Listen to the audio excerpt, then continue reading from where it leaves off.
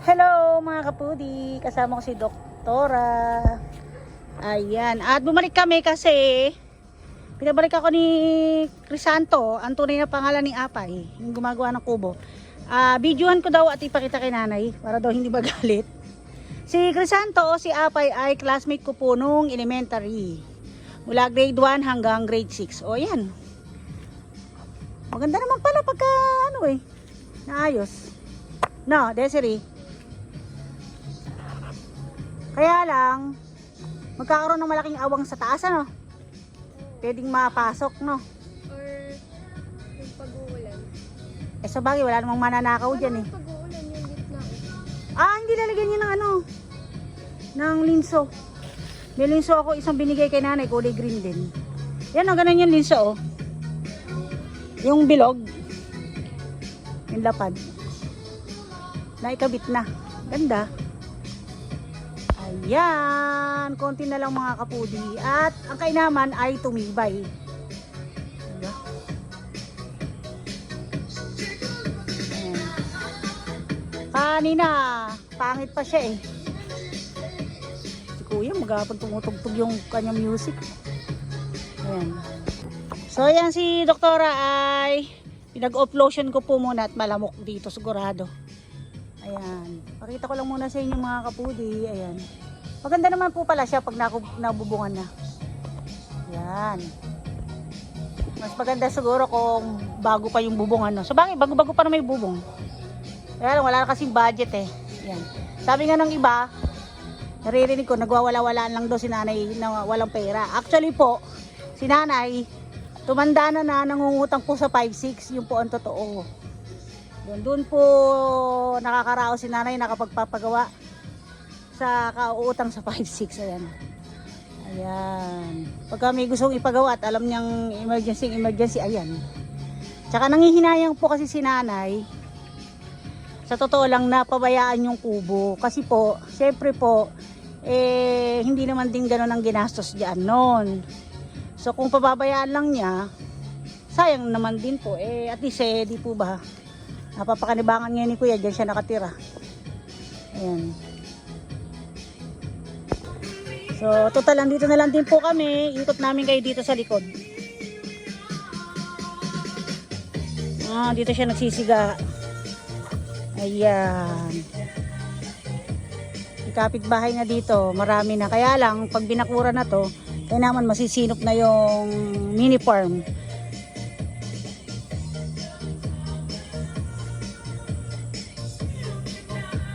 Dami nang nakatanim dito, no? Yun si kuya. Kuya, may kusina na, may dirty kitchen pa. As in, dirty kitchen talaga. Nagkakahoy po, oh. Grabe, gagalit niya si nanay, ang itsura. Dami na niya saging dun, oh. Umusbong na umusbong, ano. Tara. So, ito, sinimento lang ni kuya to, ng isang araw lang. Ayan. Parang kulang.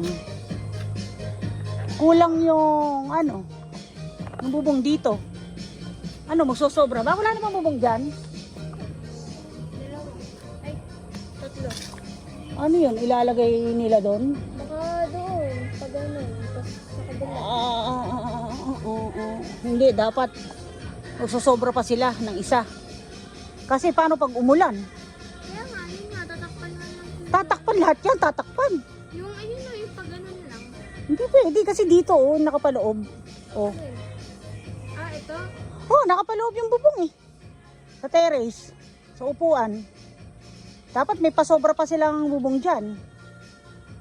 Di ba? Mga kalahati. Hindi, baka ang gagawin nga nila, di ba yung pag ganun na yan? Oh. Taas yung pag ganun. Tatakpan. Oo. Para hindi malakas pag ang ulan na hindi talagang gano'n. Teka, tingnan natin. Wala naman daw ang mga bakal. Wala na. Ito siguro baka sakali. Hindi. Doon. Hindi pa tapos sa likod eh. Ayun oh. Tara, tingnan natin likod. Kaya ayaw niya magpunta. Baka rumada pa siya. Ha? Bakit nagukay? Tinatambakan nga yan. Matagal na yun. Baka hindi ito sa atin. Hindi na ba ito sa atin? Oh, may aso pala dun. Baka mga gat. Galit ma, galit. Ha? Amoy. Ayan, bunga ito. Ano? Ito. Ano? Ba't parang nagiging alien? Ay, bakit ganun? Nauunod. Ay, ba't ganun nga? Yung isa po kasing aso dyan mga kapudi eh, ano, yung naulol, yung bigla na lang siya nangagat ng nangagat, nakawala siya sa tali, tapos lahat ng mga daanan niya dito sa labas, sa right po ay ano, pinagkakagat, dalawa atay nakagat. O ayan, yun natin. Ito sa likod.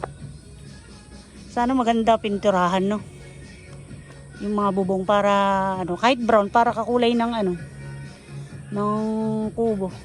So ayun mga kapudi, alis na po kami at ano, ito siguro hindi na sa atin to. Ito lang yung sa kanila atin, no. Ayun, no, yung may kawayan. Hanggang dun lang. Imuhin yan eh. Ito, yung kawayan na to. Baka hanggang dyan lang yung atin. Eh kasi ba't maghuhukay sila dito kung ano. Diba? Tara na. Ay, dami pa naman saging dun, oh. Napalagunin ko yung mga saging, oh. Tara.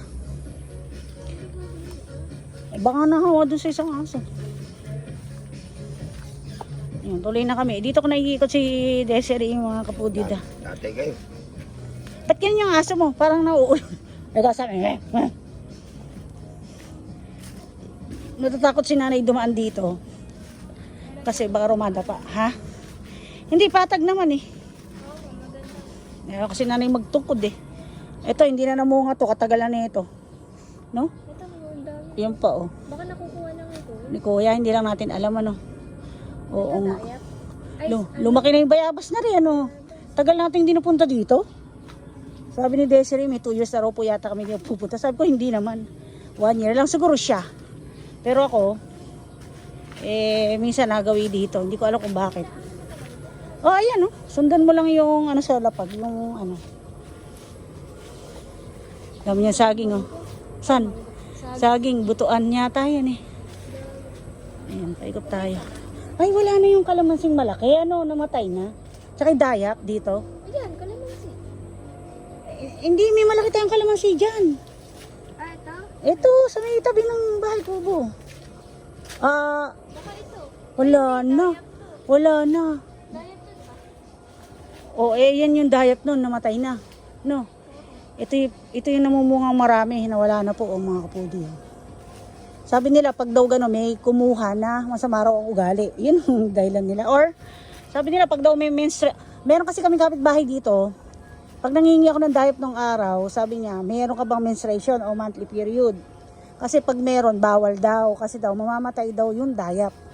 O, tapos sabi niya sa akin, it's either ang manghihingi at ang kukurot ay masama daw ang ugali or may ano, mamamatay daw yung diet.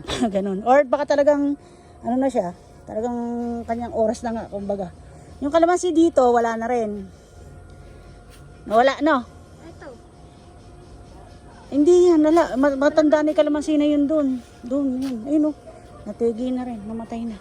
Tara.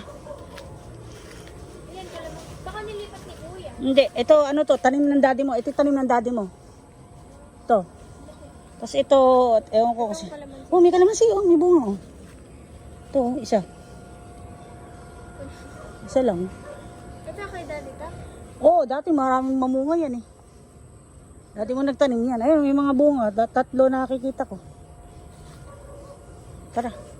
At least napapalago na po uli yung, ano, yung tanglad. Nung araw kasi, lumubog to nung isang bagyo, nung nakaraang isa. Lumubog to. Pag pala lumulubog sa tubig ang lupa, nalulunod ang tanglad, natutunaw. Yan. Para siyang mga papaya. So, yun. Kami po ay uuwi na ni Desiree. Tara na. Let's go. Hinahantay na po kami kasi ipakikita yung video kay nanay at malalaman ko kung si nanay ay magbubunga nga. So, yun mga kapudi, pauwi na po kami. Ayan, good morning mga kapudi. Ano, naulan ba? Hindi. Naulan siguro. Hindi ka umakyat. Hindi ka umakyat. Sabi sa'yo, kung papaliwala ka hula-hula. Titingnan niyo yung ano. Pakuha mo na yung ano, yung 5 bakal doon. Dili ka. Baba mo na lang muna.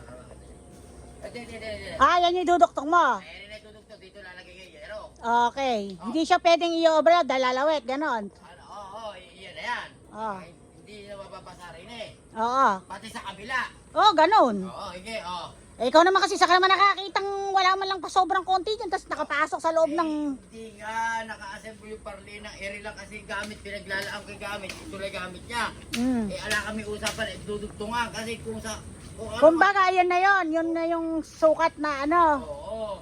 Eh ngayon, overlap ko ngayon. Yan, yan ngayon, yan. Oo. Lahat yan dudugtungan hanggang sa likod. Lahat ba na yan? Kailangan ano? Oo, ay, siyempre, alangan lalagyan ere. Oh, sige. Eh, yun nga yung pina-order mo. Oo, yung 4. Eh, yung ano tawag doon sa NEPA, hindi ko muna in-order. Hantayin natin si nanay mamayang tanghali at magdesisyon siya kung lalagyan ba talaga o hindi. Oo, Pero yung dulo na yan ng yero, hindi na lalagyan yung dulong-dulo. hindi na tatagtarin niya. Pagka kasi autorilya, hindi na nililiparan yan. Ang ibig sabihin, pagka kasi launa nag-asinta rito, pwedeng isisiko mong ganyan yan. Sige. Ito yung bulkasil, oh. Okay. Oh, tulog pa ba yung mahal na hari? Ha? Tulog pa yung mahal na hari? Andyan. Andyan. Ano? Ako ang nagsasabi mo makinig sa chismis. Binibiro ka lang eh. Tinamaan ka naman agad. Oh, ayan nga, nabasa nga. Nabasa pa rin. Buwi, bruho ka. Ayan oh, basa. Pero kaya naman, may ano nang si kuya nilagay, lawanit. Kung walang inilagay, tagos sa ilalim. Ito kasi mga kaputi, oh, ayan oh.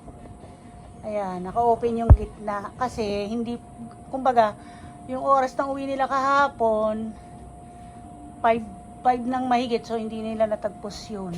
Ngayon gagawin. Tapos, bakit yung 5 kinuha mo? alin? Yung 5. Eh ano ba dapat? Yung 4 lang, kung ang bibili mo, yung 4 lang muna.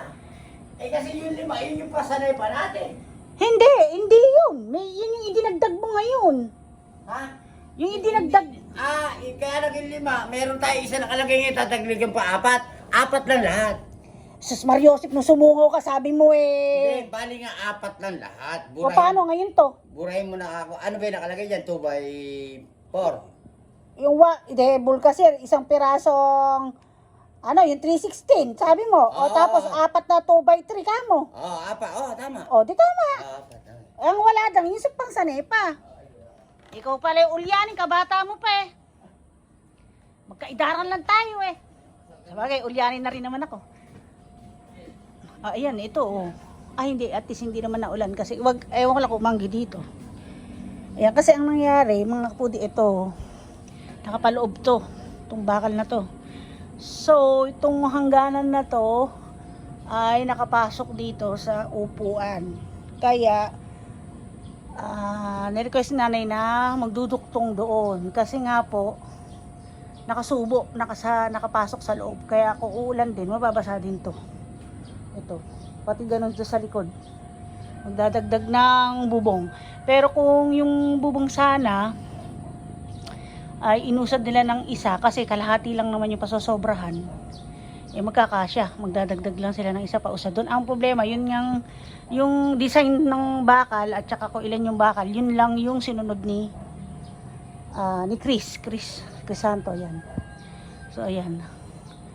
Eh, ba't ba kailangan pa nga ng ganun? Eh, meron namang ganun. Ayan. Maganda, matibay po yung pagkakaano. So, ito, hindi na patatanggal daw muna ni nanay. May pagagawa siya. Parang, palalagyan niya ng ano dyan. Hindi ko alam kung tarpaulin ba o ano yung lumang tarpaulin para hindi umanggi. So, huwag muna daw tanggalin. Ayan. So, ayan, update po ngayong umaga yan, mga kapudi. So, balak ni nanay palagyan ng sanepa yung bawat gilid na yon. Para daw pumasag ko. Ito, lalagyan din yan sana. Pag-extend ng bubong. Lalagyan ng sanepa para yung hangin, pag may bagyo, ay maprotektahan yung bubong. Hindi mo ba kaya ganon, nililipad yung bubong ng hangin kasi walang sanepa. Pumapasok yung malakas na hangin. So, ayun. Ayan, bababa na tayo. So, naging protection to. Kaya lang basa. Ayan. Basa. Kasi po, ito nga, papakita ko sa inyo. Bababa lang muna ako. Ayan, gapok na po siya. Tingnan nyo, yung kawayan. Kaya, pag hindi nagdahan-dahan, ay baka tayo gumulong. Yan, nababa muna ako. Kailangan nakakakit.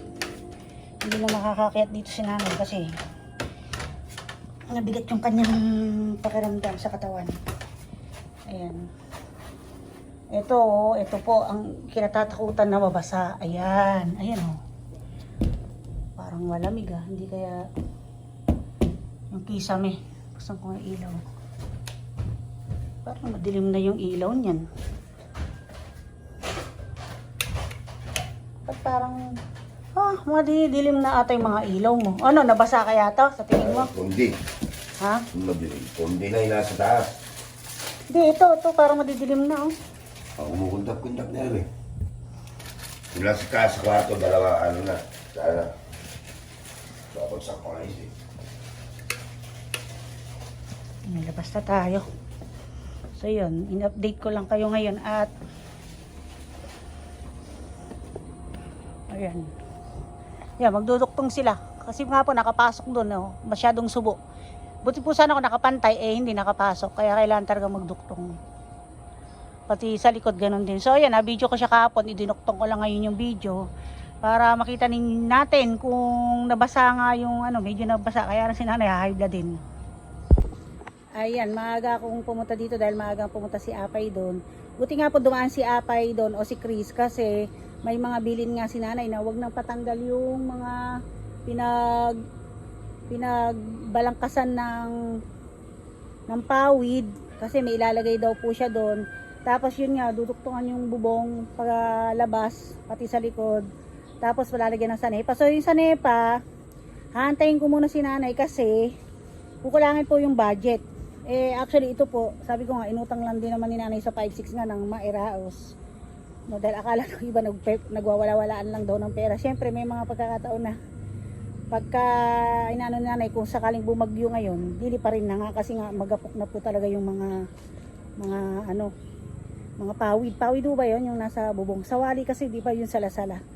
So ayun, in-update ko lang kayo. Ayan, sabi ko nga kananay, meron bang nagpapagawa ng hindi pupunta dun sa area kasi ako yung pinapupunta niya, hindi po sa ayaw kasi sundin. May mga gusto po kasi siyang mangyari na ipadadaanin lang niya sa akin, padadaanin pa sa tao. Parang mas mahirap kung nagkukonsume pa ng oras, unlike na siya na yung direktang pumunta tapos ma-check pa niya. Para yung mga gusto niyang sabihin at ipagawa pa ay direkta na. Tapos pagka may mali, galit siya, mainit ang ulo. Sabi ko nga, dapat siya nang alam ko, sabi nga nung gumagawa, dapat siya yung nandito pag nagpapagawa para malinaw. Sabi niya parang 3 days na raw siya na parang aatakihin sa puso yung pakiramdam niya. Yung po sabi niya, kasi nga di po ba mainit din ng mga nakarang araw. Kaya parang ayaw niya maglakad. Sabi ko, siguro man ngayon, baka last day ng gumawa ngayon, baka saglit na siya dito para yun, makita na niya. Kasi kahapon nakita niyo, may video ko. Ako pa yung pinapunta, pinabideo lang tapos papakita sa kanya.